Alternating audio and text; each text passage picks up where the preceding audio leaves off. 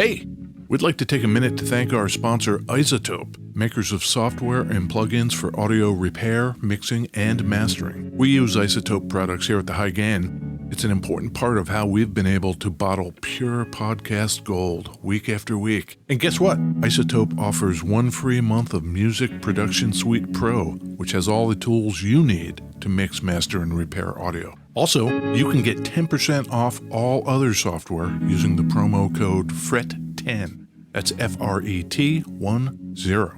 All of this is at isotope.com, izotope.com.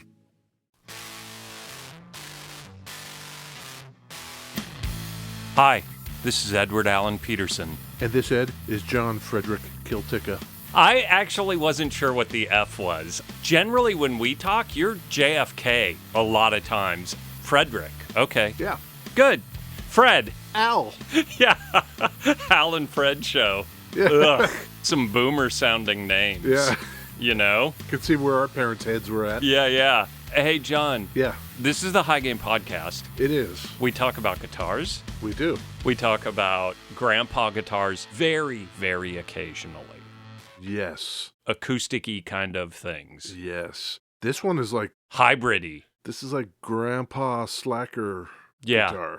You know, I said your vocal delivery is like slackery. Yeah. I don't know that you took offense, but you were like, you know. No, I thought that was cool. Okay. If I remember correctly. Yeah. You said drawl. Oh, it was the drawl part. It's slackery. And someone sent us an email, and they said on the song that released a couple weeks ago, you had a J Mascis delivery. Yeah, I wasn't sure about that. I mean, I'll take it. Shit. If somebody wants to compare me to J Mascis, all right. Yep. Thank you. I'm with him. Like, you don't sound like Jay. You don't sound like Stephen Malkmus necessarily, but you're in this camp of vocal deliveries that I love. When I first started learning how to sing, I think probably like a lot of people, you kind of listen to the people you listen to and try to sing like them. Yep. It took me a long time to kind of remove all that. Yeah. To get to a place where I thought it sounded like just me. Yeah. I love Robert Pollard and Guided by Voices. They are in my top favorite bands of all time. Yeah, me too. Love him. And you cannot listen to Robert Pollard's delivery and not get The Who. Uh-huh. He clearly grew up listening to that kind of Who-style arena rock. And you watch him live, he does the whole mic swing and catches the mic. And it's not like he's a Daltrey cover act. He's a big Dalt head. We all are. Super Dalty. Yeah. But you know what I mean? Yeah. I don't get Joe Jackson or Elvis Costello from your vocal delivery. I feel like those are probably some of the kind of influences you went out of your way to remove. Yeah, I think that's probably right. Where are we, John? Where are we recording? We are in beautiful West Seattle, Ed. As intros go, it was a little meandering. That's we okay. kind of took a twisty path, but I feel like, hey, guess what? What? This is our show. We do whatever we want. And guess what else? What? I have a kind of flat affect delivery thing for you. Do you? Requested by you, Ed. Requested by me. I want to hold the hand inside you.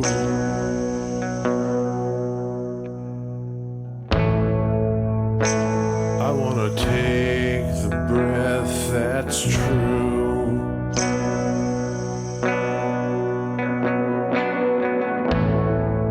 I look to you and I see nothing.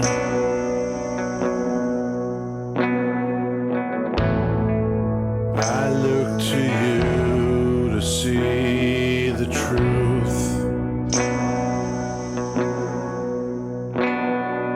Fade into you. Fade into you.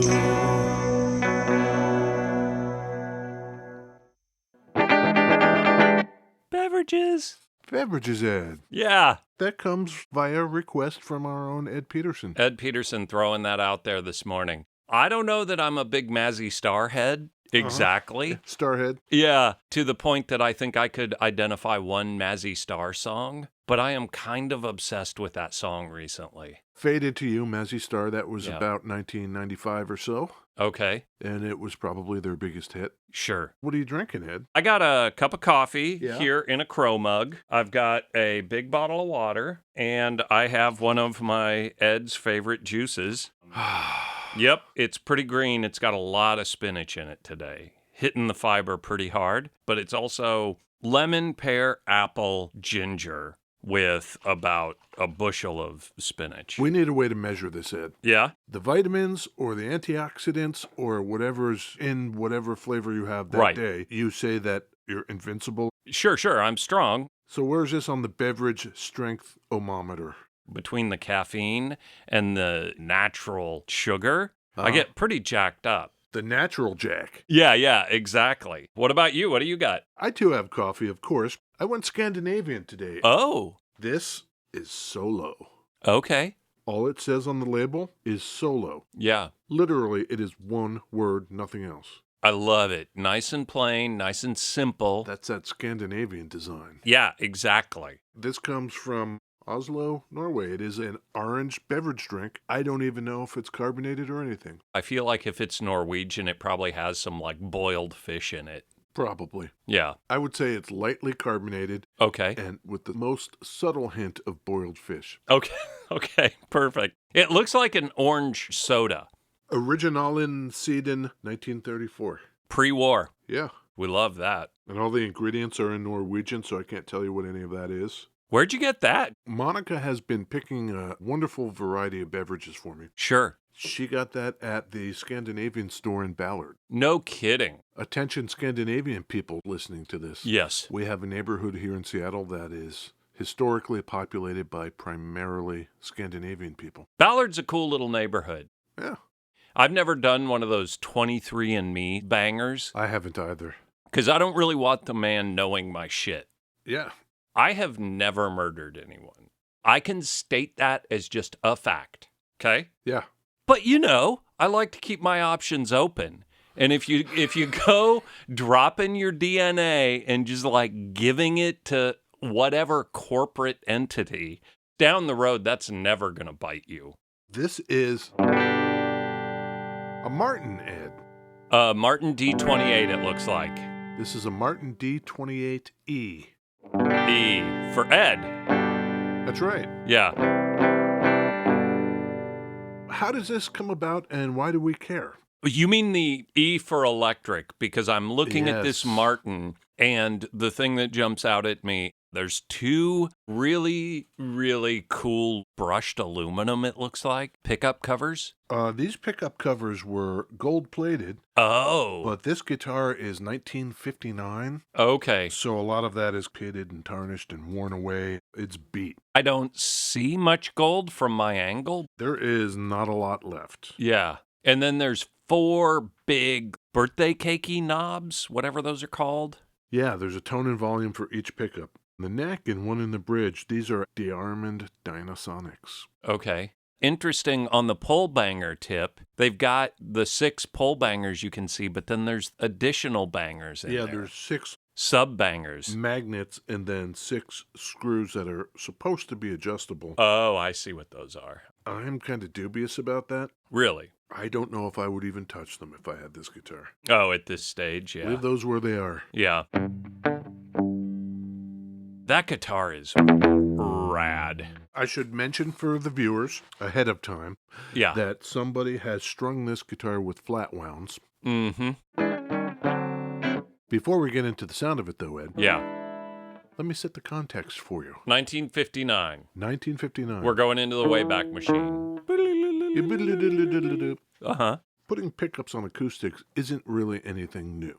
A lot of manufacturers had been putting pickups into the jazz boxes we know about since the 30s. I'm sure you could go back and find a shit ton of documentation of blues players with some shitty pickup just like drilled into the body of the acoustic. Of like, course. Post-World War II, Yeah.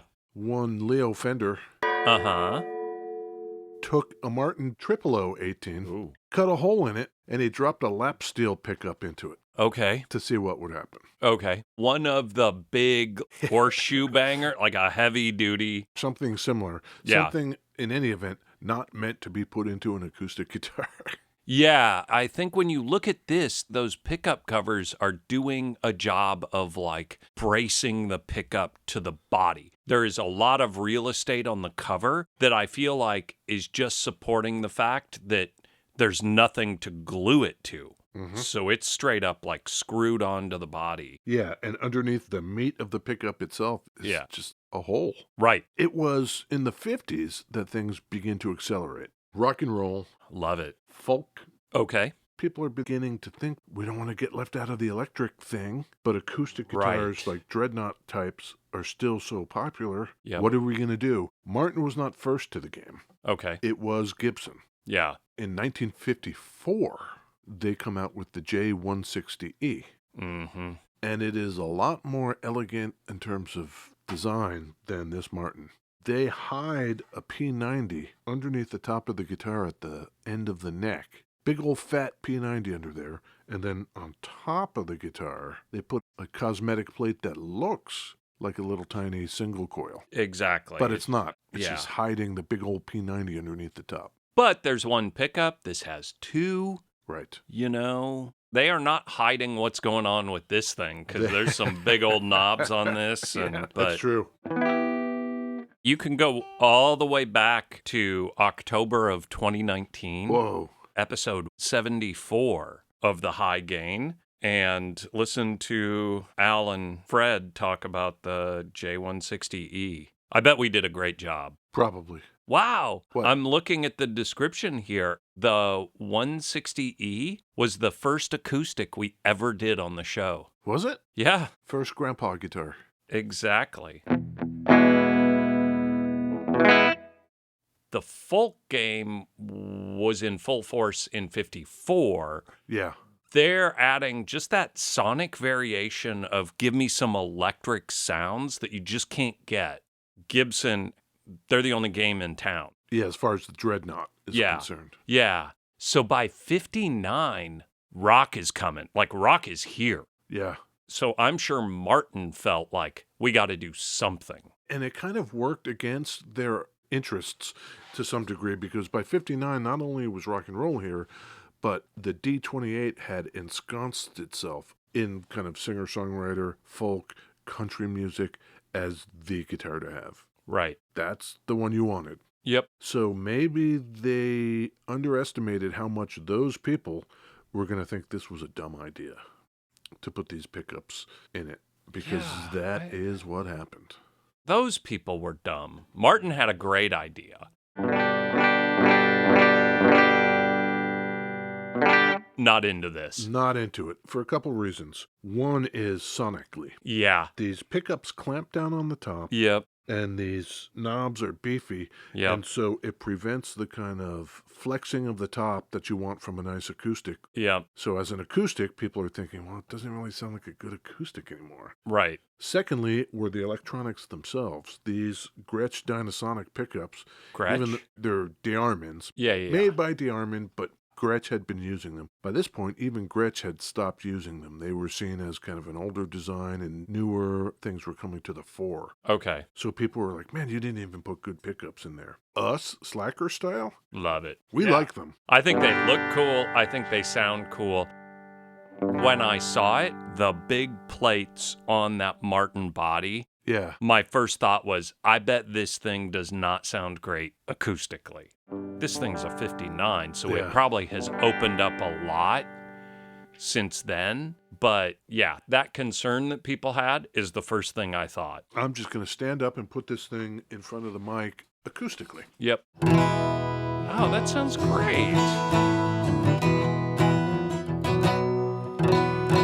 It's a little muted because of those damn flat wounds.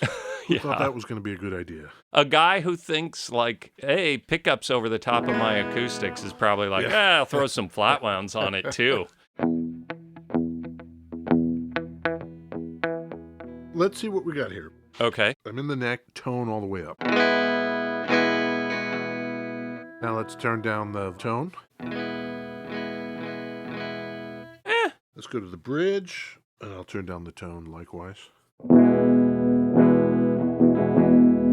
Now I'll go completely trebulatious. Yeah, do it.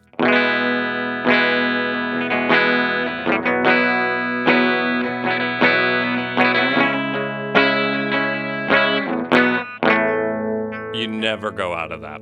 That sounds awesome. If we go back to the middle, Yep. put a little treble into the neck. This sounds great too. It's pretty good. Yeah. Yeah, not bad. I love it. 1959. There's a lot going on in the world in 59. Ike. We've got Eisenhower Oh, sitting in the White House. doing what? You know, Republican shit. Overthrowing third world countries, supporting democracy, aka destroying democracy. Thinking about the Russians a lot, probably. Oh my God. I don't know why, but the first thing that pops into my head in 59, Yeah. I'm reading Don DeLillo, Libra, right now, which is the Kennedy assassination novel. Yeah. And 59 was when Oswald defected to Russia. So all this space shit is going on. U-2 spy plane gets shot down. Oswald goes to Russia. What was he doing over there? Speaking Russian that he learned himself, supposedly. He just decided to take up speaking Russian as an American in the military working on radar installations supporting U-2 spy planes in Japan. So dude is working on the most top secret shit, and somehow he just goes like, yeah, I think I'm going to learn Russian and defect. And the U.S. military is just like, oh yeah, cool. I don't know, man. I'm not a kook. I'm no Oliver Stone. I don't know what's going on. Late 50s in America just feels bonkers to me. So much change, so much post-war money. Yeah. I guess I just want to see rockets. So when they introduced this, Ed, the D-28E, Yeah. it's part of the Electric series in 1959. There were two others Electric series from Martin. from Martin. Okay. Yeah, the smallest size was a 0018E, much smaller than yeah. a Dreadnought. Right. The next one up was the D-18, Okay. Yeah. Dreadnought, but Less appointments. yeah, and then, of course, the D-28E. The D-28E has the distinction, though, among those three, of actually having Brazilian rosewood back and sides. It's pretty. For a guy who does not care about like wood and color and stuff, at least on an acoustic, that thing looks pretty amazing. It looks pretty good. Yeah. Well, so now I ask you, Ed, Yes. in 1959, Yes. I would like to know from you how much you thought this thing Oh, went for when it was introduced. And man. I believe we should give our viewers a couple of seconds to contemplate Yes. and match wits with Ed Peterson. Get your number. Get your number in your head. We'll give you a couple of seconds. See if you can beat Ed. Oh, I think they're going to be able to. This one feels bad. Before I had this, it belonged to my sister. It used to be Dad's, but he never took interest. Before it was his, it was paid for on time by his father who left it, and now it is mine. Did you come up with a number, viewers? You're confident you can beat Ed Peterson? This guitar in 1959, Yes. $519. You know, you're kind of in the neighborhood. But if we're going strictly numerically, maybe you're not. Yeah. $390. I'm like 25% off the number. Yeah. That's not great. So people could have for sure Price is Right style come in at $500 and blown me out of the water. Yeah, they could have taken it to Ed right there. Oh my God, he's used to it. Any guess as to what that is in today dollars? Give me your number again. What is it? $390? In Ike bucks. Oswald money. The problem is we don't do many acoustics, so I don't know if that $2,000 thing necessarily applies, but it was probably like $1,780. In today dollars? Yeah. No, today dollars, that's $3,725. Holy shit. Oh my or God. if you're keeping track at home, Yeah. roughly 1,560 rubles. Did you look that up? Yeah. That's pretty good. Man, that's expensive. So the D-28E is $390 in 59. What did a D-28 like non-electric cost? That was $285, $1959. A third more to put the pickups in. Joe Public is like, oh, this guitar is $4,000, or I can buy the non-electric version for roughly like $2,800, $3,000 Yeah. or something. That's a pretty hard sales pitch, I imagine. Yeah, and I think the American public didn't really go for it. And all the people that were playing the D-28s, the straight ones, the country Yeah. guys, the folk guys, the Right. singer-songwriter guys, their general reaction was, why'd you guys do that? Yeah. Looking at it from today, I love it. Trying to put my brain in 1959, greatest generation dude. Yeah, like no thanks. Also, oh my God, amps back then and actually trying to play this thing at any kind of volume out of the amp, I bet it just fucking screamed. Yeah, I'll bet it squealed. God damn, I want to play that through a Marshall, That would be crazy. That would be pretty funny. Yeah. So, yeah, they discontinued it in 1964. The amounts that they made, I think, tell the story. This one, the D-28, they only ever made 238 of them.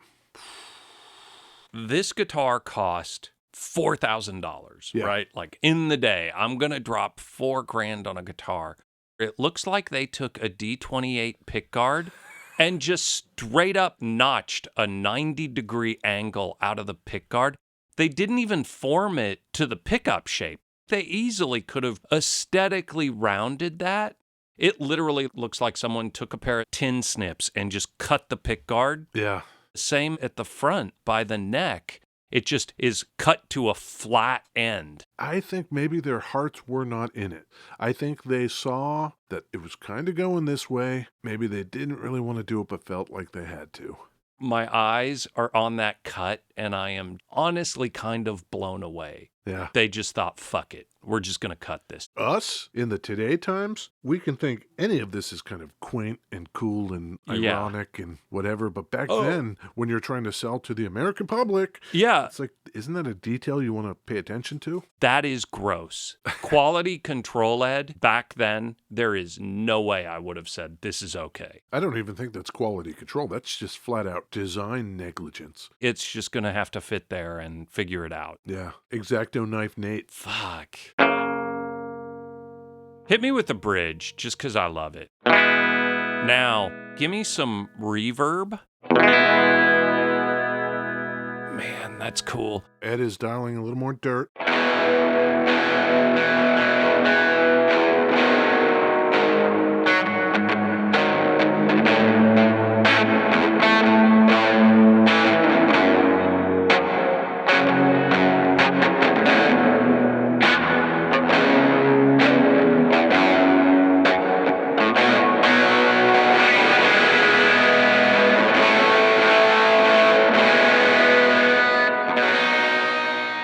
Yeah. I give you the whole like, oh, no thanks, right? But then you hear that, and I think that would blow people away. If you are up there and you are playing an acoustic folk set, and then you decide like, watch this, and then that sound comes out of that guitar, people's heads would explode. And they would hate you for it. We have precedents for this. Yeah? Bob Dylan's first electric concert. Yeah? He played at the Newport Folk Festival. Right. They were screaming out of the audience at him, Judas. That's so wild. Yeah.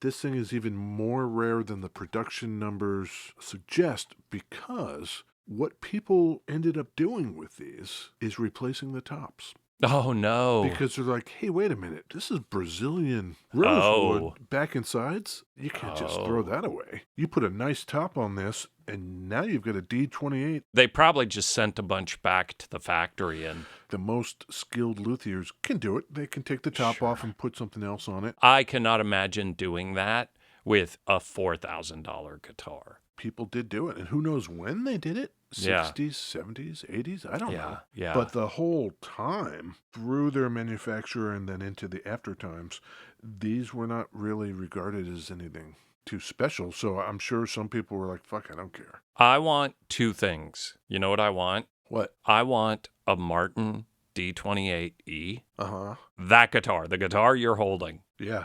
And then I want a Martin D-28E, and it's got the new top on it, but you can still tell that the plug is there. I want one of those guitars that was turned into a D-28. That would be pretty cool. Yeah, you could actually look at it and go like, oh, this top was replaced. What's up with that? And then you realize like it was one of those E's. They only made 238 of these between 1959 and 1964. How many of those were converted? How many does that mean are even left? Yeah. But I will tell you what the high water mark for the electric series was. Okay. Can you guess? What do you mean? The most high profile. Oh, that played one of these? Yeah, probably about as high profile as you can get. Elvis? Did Elvis? No. Yeah. Okay.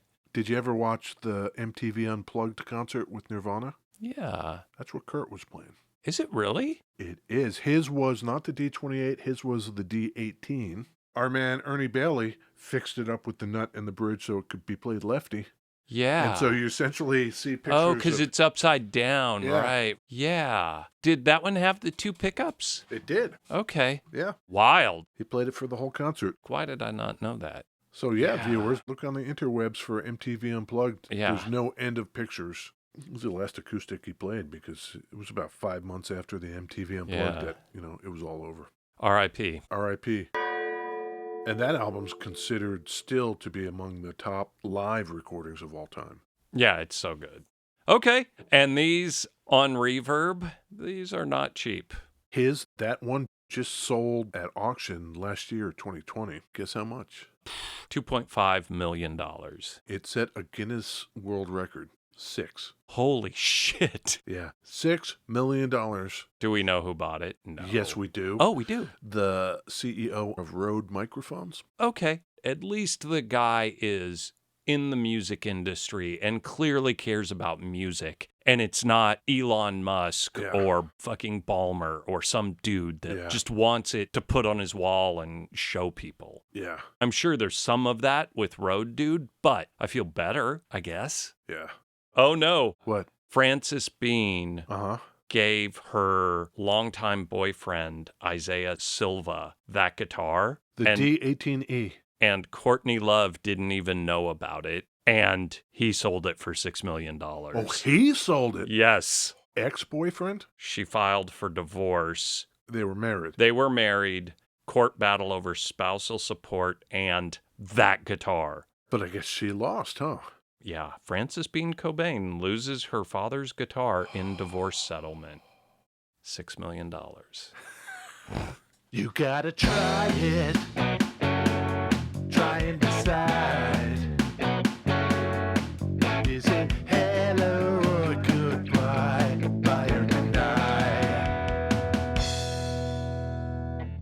Buy or deny? Buy. Buy. Yeah. Oh, yeah. You would buy this. I love it. What if right now Yeah. somebody was like, hey, man, this thing's available. You could have this. I love it, but whatever it is out of my price range. I agree. But if we're talking about not me, but general dude who might be able to afford one, yeah, you should probably do it. Yeah. So viewers, look at all the pictures. We may even put up more than normal. Yeah, I think we should. Just so you can appreciate it. Yeah. This needs some detail shots out there. Top of my head, we're up in the 200 range of episodes. This guitar, it's probably in my top 10 of things we've ever done on this show. And that's it for that. So everybody should go to Instagram and look at the pictures we're going to put up here. We are at the High Gain. We hope for the best in all of your relationships, but if you have a $6 million guitar, make sure you have a pretty lock-solid prenup, or be willing to just let it go. When you give a gift to someone and then later you decide, well, this isn't the person, you can't take it back, right? Yeah. So, you handed someone a $6 million bill. There you go. Yeah. Prenups, I guess that's what they're for? I don't Maybe. know. Well, then go to thehighgain.com. Sure. After you do that. After you talk to your lawyer, Yeah, and then come look at the pictures. Yep. And then I think everything will be okay. Everything's going to be great. Yes. Cool. Okay, Ed. Thanks, John. Thank you, Ed. Bye. Bye now.